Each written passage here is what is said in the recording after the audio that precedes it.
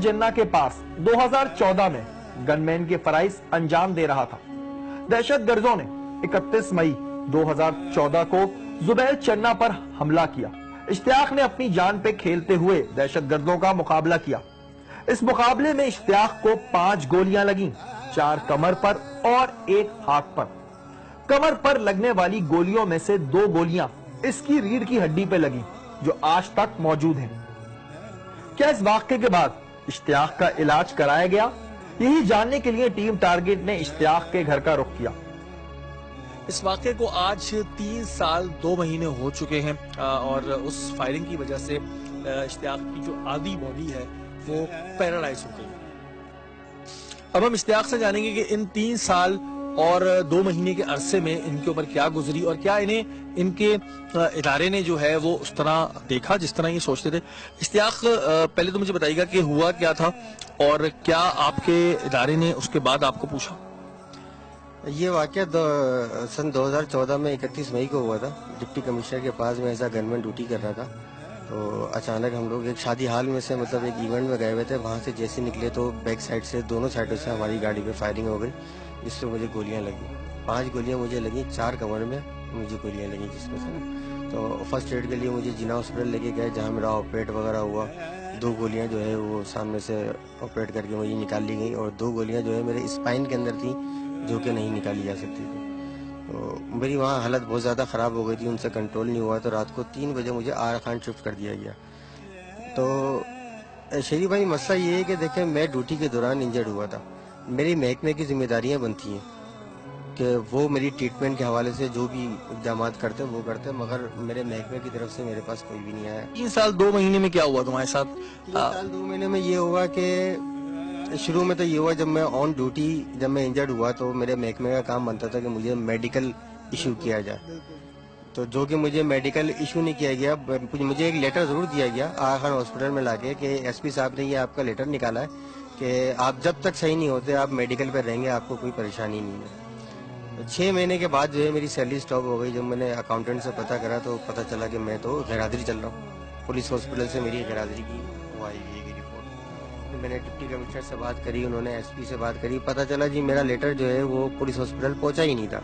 एक जवान लड़का जो अपने फर्ज के लिए जान देने को तैयार रहता था, आज बिस्तर पर माजूरी में अपनी जिंदगी गुजार रहा है। रीढ़ की हड्डी पर गोली लगने से इसके नीचे का हिस्सा पूरा मफलूज हो गया। हम इसके घर में मौजूद थे और हम इससे ये जान रहे थे कि इसके इदारे ने इसकी तीमारदारी का खर्चा उठाया। मेरे महकमे ने मेरा किसी किस्म का कोई साथ नहीं दिया। इलाज में कितना खर्चा आया? तकरीबन 6.5 लाख के करीब। 6.5 लाख रुपए किस तरह किए तुमने? कुछ जो जमा पूंजी थी 1.5 लाख रुपए वो गए, बाकी लोगों से कर्जा वगैरह लेके जो तकरीबन अभी भी 4 लाख से ज्यादा का मुझे कर्जा है। अच्छा, तो मुझे एक बात और, तुमने जब मेरी फोन पे बात हुई तुमने बताया कि वहाँ पर किसी ने तुमसे रिश्वत भी तलब की थी, वो क्या बात? जी, मैं मेडिकल पर था तो वहाँ के वो थे deputy medical superintendent Arjun Das उनका नाम है। तो पहले तो वो शुरू में ये हुआ कि वो मुझे बोलते थे कि आपको जो है हम रिटायर कर रहे हैं मेडिकल बोर्ड करके, आपको मजीद गवर्नमेंट अफोर्ड नहीं कर सकती।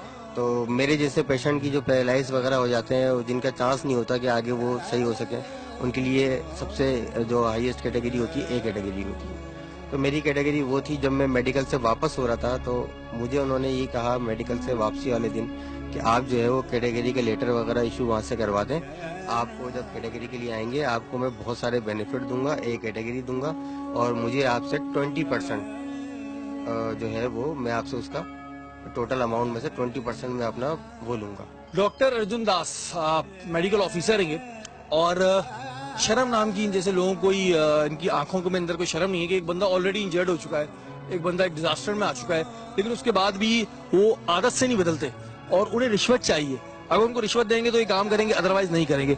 अब ये जिम्मेदारी बनती है जो हमारे आला अफसरान बैठे हैं, जो हमारे होम मिनिस्टर साहब बैठे हैं, कि ऐसे लोगों को ना सिर्फ निकालना चाहिए बल्कि इन लोगों को जो है वो सलाखों के पीछे लेके जाना चाहिए। अच्छा, ये मुझे बात बताएं कि आपने बाहर भी, आप बोल रहे हैं, अप्लाई किया और भी जगहों पे अप्लाई किया? बिल्कुल, मैंने, क्योंकि पाकिस्तान में मेरा इलाज जो है वो कंप्लीट हो गया था। आरा खान से मुझे फाइनल उन्होंने रिपोर्ट मुझे दे दी। उन्होंने बता दिया कि अगर आपकी ट्रीटमेंट जो है ना वो सिर्फ अब आपकी लाइफ के ऊपर डिपेंड करती है कि ज़िंदगी में कभी अगर आपकी इम्प्रूवमेंट वगैरह आ जाए तो ठीक है, वरना इसके किस्म के कैटेगरी के अंदर इम्प्रूवमेंट आती नहीं है। जो बुलेट्स मेरे स्पाइन के अंदर लगे हुए ना, जिस पॉइंट के ऊपर, उस पॉइंट के ऊपर उन्होंने बताया कि आज तक कोई भी पेशेंट जो है वो अपने कदमों पे चल नहीं सका है।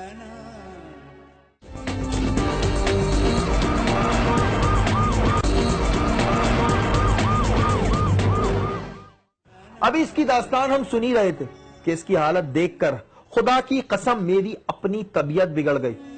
मेरे जिस्म ने मेरा साथ छोड़ना शुरू कर दिया और इसके बाद मैं इस इंटरव्यू को जारी ना रख पाया। बाकी की कहानी आप खुद इश्तियाक की ज़बानी सुनिए।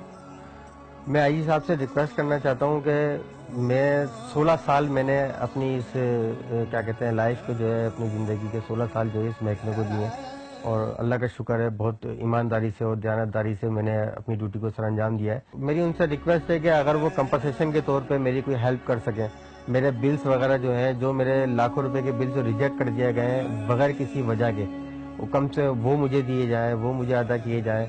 जो मेरा होम डिपार्ट से मेरा लेटर जो उनके पास 2015 से पड़ा हुआ आएगा उसको निकालें, उसके अंदर जो अमाउंट वगैरह है, जो मेरा हक बनता है वो मुझे अदा किया जाए। और मेरे 2 बच्चे थे, मैं आपको बताऊं तो एक ही मेरा बेटा है जो अभी इस दुनिया में नहीं है। जब मुझे बुलेट लगे थे तो ये 7 महीने का था। मैं आईजी साहब से सवाल करता हूं कि क्या गुजरेगी उस बात के ऊपर कि मैं इस कंडीशन के अंदर था, 2.25 साल का मेरे बेटे का इंतकाल हुआ। यार मैं बदनसीब बाप हूं, अपने बेटे को मैं जनाजे को कंधा नहीं देख सका मैं। पुलिस मेडिकल डॉक्टर ने तो खुद ही इश्तियाक से रिश्वत तलब कर ली। इश्तियाक का इलाज कराने के लिए किसी को ख्याल ना आया। हाँ, पुलिस डिपार्टमेंट में मौजूद एक अफसर उस्मान गनी सिद्दीकी साहब ने अपने तौर पर इसकी काफी मदद की, जिसका अजर इन्हें इसकी और इसकी वालदा की दुआओं की सूरत में अल्लाह ही देगा। लेकिन यहां सवाल यह पैदा होता है कि हमारी हुकूमत इस मामले में क्या कर रही है। हमारे हुक्मरान जो 2 कदम पुलिस गनमैन के बगैर नहीं चलते, अपने साथ 15-15, 20-20 और कभी कभी इससे ज्यादा पुलिस गनमैन लेकर चलते हैं। क्या वो पुलिस एहलकारों को इंसान समझते हैं? क्योंकि हमारे हुक्मरान खामोश तमाशाई बने इश्तियाक की ये हालत देख रहे हैं। क्या हमारी हुकूमत के पास इतना पैसा नहीं कि इश्तियाक का इलाज करा सके? ये एक सवालिया निशान है। सारी बात है बेटा, मेरा बेटा ऑन ड्यूटी था, कोई अपने काम से तो गया नहीं था, जो इसके साथ ये हादसा हुआ और इसके साथ किसी ने ताउन भी नहीं करा। अपने पैरों पे सब अपना खर्चा भी उठा रहा है, सब कर रहा है, किसी ने इसकी कोई मदद नहीं करी। अपने बच्चों का वाहिद कफील भी है। अब मेरी वज़ीर आला सिंध से दरख्वास्त है कि मेरे बेटे की मदद की जाए और ये अपने पैरों पे खड़ा हो सके, ताकि अपने घर में अपने बच्चों का और अपनी बीवी का कफील बन सके।